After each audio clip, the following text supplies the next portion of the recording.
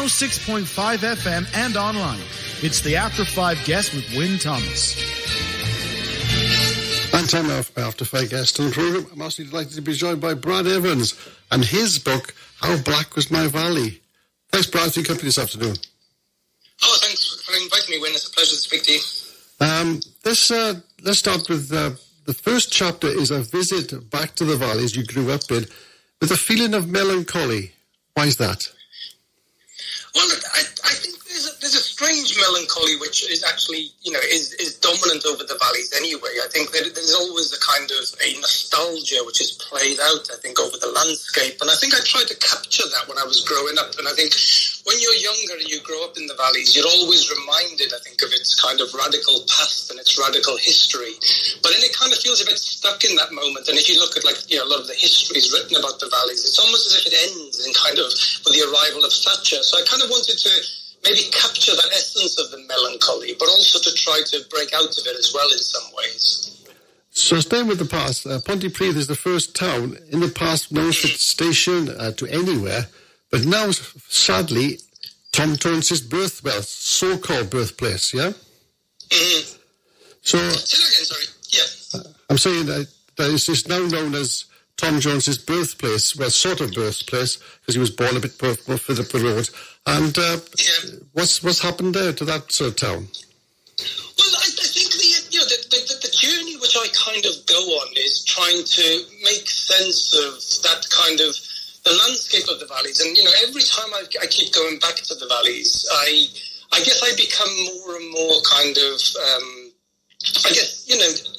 trying to make sense of the decline of the valleys. And there's something about, on every single kind of statistical register we care to look at, there's always, we can write about the decline of the valleys and how the valleys has this problem. And I think, again, that part of that is linked to a certain nostalgia. And what I try to do in the book is not turn away from the problems the valleys face and try to kind of say, well, look, if we're going to really turn around the fortunes of the communities there, perhaps we need a bit of an honest reflection on the very types of problems that towns such as Pontypridd upward face. And obviously it seems that the further up the valley you go, sometimes the more the problems kind of, accelerate, really.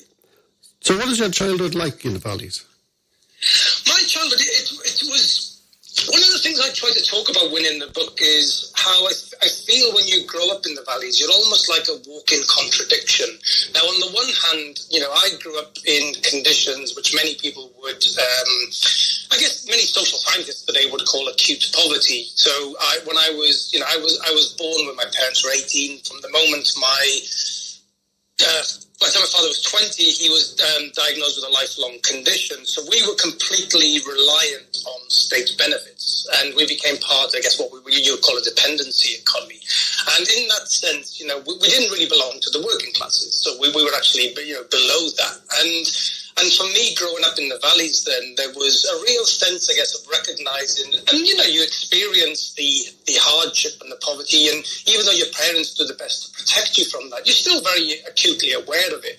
But then on the other hand, there's the contradiction of that was, I also have so many loving memories of the valleys, growing up with great bunches of friends and kids. And I think that's the kind of contradictions we always have to try to kind of navigate between, on the one hand, the very visceral, raw realities of growing up with, very little.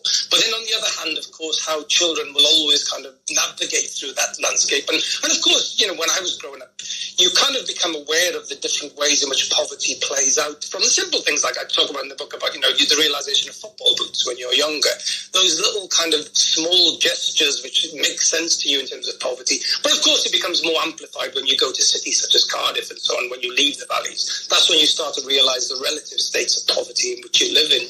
Yeah, but you don't kind of see it as a child. All you see is the fun and the playing and things like that, don't you? You don't see the actual poverty side of things, do you? You don't expect things you don't expect to have, I suppose, yeah? Well, I guess there comes moments where you do, I think, and I think, like I say, for instance, when I was growing up for the most part, you kind of don't think about the poverty. And in a sense, I remember there was one moment, I was always wearing kind of ripped jeans, and then suddenly Bros appears, and it's kind of cool and fashionable, right? So okay, actually it's not so bad. But there are moments where I think it's more when you start to enter into kind of 9 years old, 10 years old, where you do, even in like poorer communities, you start to realize that there is something that you actually don't have things which other kids have. And I say like things like just cheaper football boots, which used to, the pairs of football boots I used to have used to literally cut into your feet, So you, and actually 2 sizes too big, right? So you do start to realize, and of course by the time you get to the ages of 13 and 14, you are very aware of the differences between have and have not, even in conditions where most of the kids don't really have too much, in terms of relatively. So, but it does start to impress upon you. And of course, it's not just, when you grow up in the 1980s especially, you're much more exposed to much broader influences of capitalism and wealth. And it's not just what takes place in the valleys. All those cultural influences you're told means you're having a successful life, you don't have. And I think that's when it becomes much more amplified. And of course, it accelerates much more today for the pressures on young kids today to feel like they need to live out. And, a material existence is a successful existence, right? That's how we measure it. And that has a marked impact on kids, I think. Let's look at 2 employers in the valleys. Maybe the first one, which could take away from the mines, was the EMI factory, a big employer. And became, obviously, part of a big organisation as well, yeah? Yeah. Well, the EMI factory, because I write about this in terms of, talking about the history of the valleys. And I think the EMI factory is really interesting in some ways because what that factory, a lot, represented in some ways was the changing nature of the organisation of labour in the valleys, where it actually there becomes a shift where, it's almost like the women become some of the more stable earners in the valleys, even though they didn't have many of the employment protection rights, which the miners fought heavily for.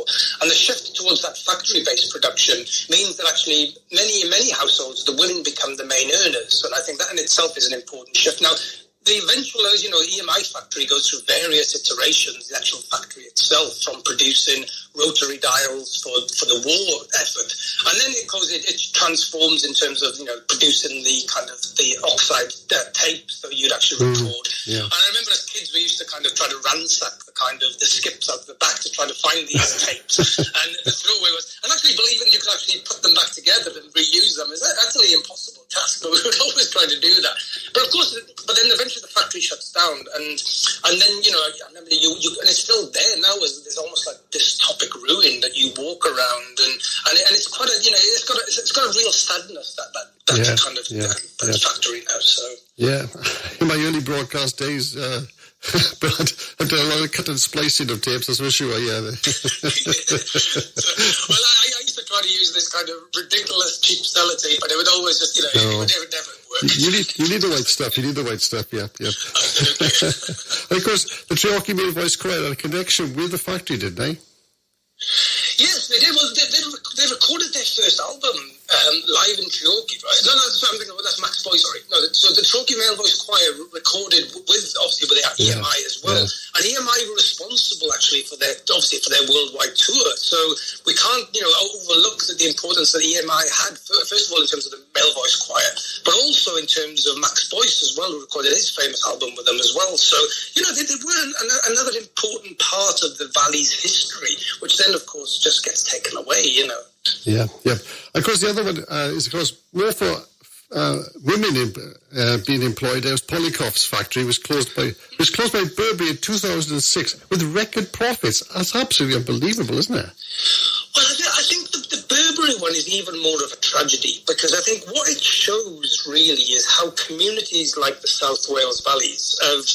One of the things I write in the book, Wyn, is about how since the early part of the 20th century, the valleys were always kind of perversely incorporated into globalization.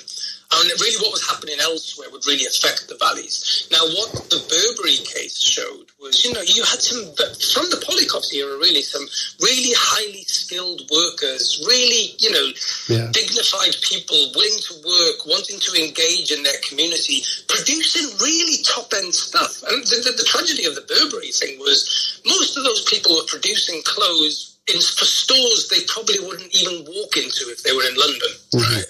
But still it gave them stable employment, and they were highly skilled workers. And what it showed, of course, was how the forces of globalization can simply pull, the rug from underneath people's kind of sense of self and dignity in a way which, as you say, it was profitable.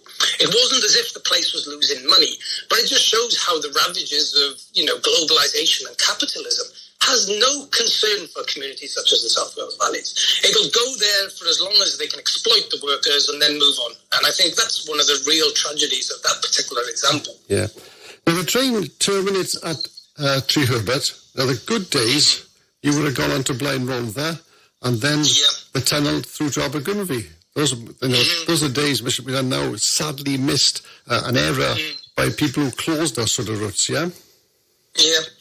Well, absolutely. And it's interesting. Like I remember, when I was a child, the train by that point stopped at Treherbert. But then we used to get off at Treherbert with my family, and we used to actually walk up the old discarded train line up to Blind Rhondda because my grandparents lived up in Blind Rhondda. Right. And as you say, that there was something. One of the things about the valleys is there was. Even though there was poverty and all the devastation, at least, you knew there was a real strong sense of community. And at least there were those connections. There was that kind of network, the railing network, for instance, where people at least felt connected, And I know a lot has been made recently of the new upgrading, for instance, of the Valley's lines. But I was chatting to a chap yesterday, I did a book launch in Waterstones in Cardiff yesterday. And he was just a retired person who was saying, look, I understand there's this new upgrading of the Valley's line. I had to, for many years go down to Cardiff to work. Now the trains no longer run after 7 o'clock.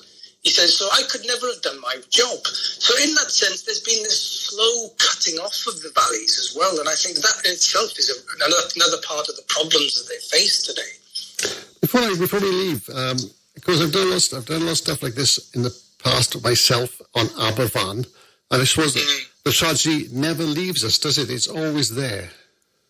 Yeah. I've got to be honest with you, the Aberfan chapter, trying to do justice to that, weighed on me more than anything I've ever written in my life. I really felt the weight of it. And one thing I did not want to do was be parasitic to the tragedy. Because, the people of that community, there's been so many parasites in that community anyway. And I think it's hard to really, to anybody outside of the valleys especially, but certainly in South Wales, to explain how the psychological impact of Aberfan and what it has on those communities. We know there are many places around the world which are forever associated with tragedies. We can think of like Hiroshima as an example. For South Wales, that place is Aberfan. But I think with Aberfan, because it involves children, and to me, one of the things I try to talk about in the book is, the tragedy and the death of children in itself is such an abdication of responsibility. But more than that, children represent the future. And I think there is something so symbolic about the death of so many children, what that means for the future of the valleys more generally.